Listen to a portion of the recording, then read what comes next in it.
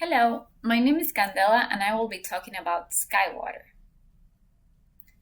Skywater follows the main concepts of the master plan by redefining the Cathedral District, expanding it to the river, reconnecting with the train at the northern development of Market Street, and revitalizing the old marina, currently with no use and with flooding risk. It is located at the end of Market Street, which is the main north to south connection that links with the Reunity Park and the street revitalization. Jacksonville Downtown's Investment Authority has proposed the site as a possible marina redevelopment, although no projects have been approved yet and the space remains vacant and unused.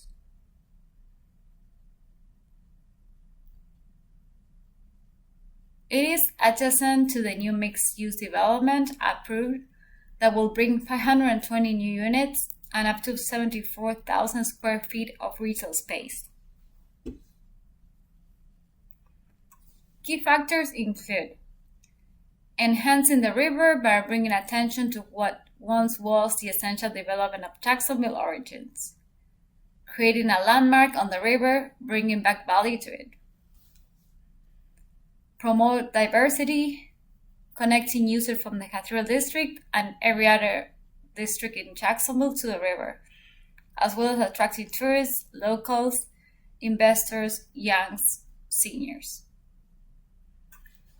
Provide a space for education, entertainment, community, and ecosystem. Create connections with the churches and other community services by providing them with fresh, locally grown food and other resources that could be distributed by these institutions to overall visitors all around Duval County. Provide connections with the shipyard port as a marketplace where produce can be sold, and also as part of a path through the St. Johns River, with several activities and destinations. And also address water rise level issues, flooding, polluted water, and coast erosion, while regenerating the ecosystem. The farm combines the industrial past of Jacksonville with the raw nature. The metal walkway is an elevated platform where people can access either from the train, the hotels, or the residential building.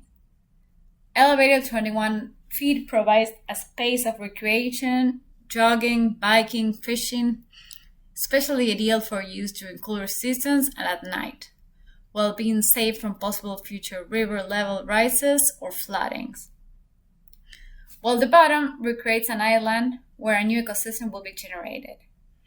It also allows interaction between people, animals, nature, and innovation. The walkway provides shade that allows the space to be comfortable during warmer months.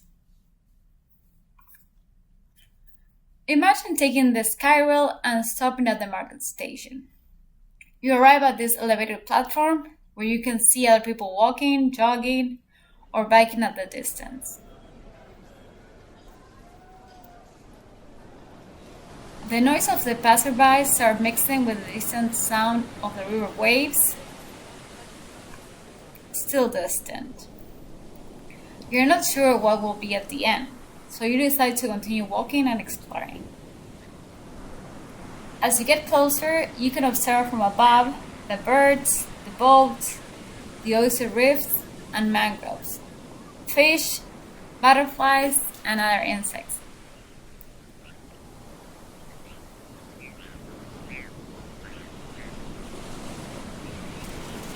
Then you decide to go down and get even closer to nature.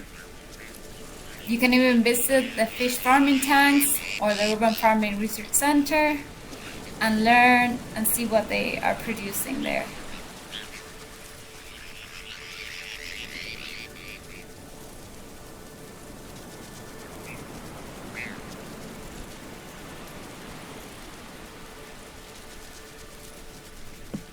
Finally, you reach the edge of the island where you can kayak around the mangroves, fish from the piers, take a water taxi, or just relax by the shaded lawns, all while experiencing this new ecosystem generated. Quite interesting, right?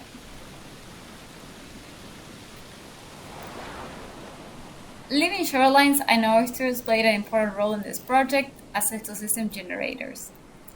Salinity levels at the St. Johns River at Jacksonville level will allow for oysters to grow and develop. Reef bowl systems can help create healthy oyster communities that provide feeding grounds for birds, crab, shrimp, and fish. One adult oyster can fill up to 50 gallons of water per day, contributing to purifying the river. Oyster reefs are also help stabilize shorelines and prevent erosion, as well as absorbing wave energy. Although they will not be safe for human consumption just now, they could in the future once the health of the river improves. Living shorelines, including mangroves, will enhance the overall characteristic of the area, preventing erosion and absorb storm surge impact, while creating a nature experience for kayaking, paddleboarding, or snorkeling. The Indoors Interactive Greenhouse provides educational access to cutting-edge technologies in indoor farming, even indoor honey production too. On the outdoors, year-round crops can be produced by the river. Especially suitable for this are leafy greens, tomatoes, and corn. Several fish species are appropriate for farming in blackish water, such as largemouth bass, bluegills, and catfish, either for selling or as a nursery. Reference and case studies include projects that address water rising level issues and floods, such as a Rising Currents exhibition from 2010 in New York City, which incorporate agriculture, fish, and oyster farming while preserving the shorelines. Little Island, also New York City, proposed a landscape island by the Hudson River, bringing people closer to nature where space is very limited. Where Shunqiao Urban District presents innovative and novel ideas of merging urban agriculture to everyday activities, in Shanghai in this case, but with basic concepts that can be applied in almost every city. This last image, it's a vintage picture of Jacksonville's St. Johns River shoreline, which as you can see was very wild and full of palms and nature and not intervened by the human being.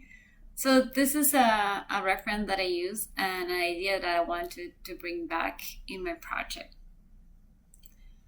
To conclude, hopefully we can incorporate these ideas on future projects where urbanism and architecture blends with ecology, remaking and reforming them towards a more sustainable and livable future. Thank you for listening and hope you can continue with the other projects.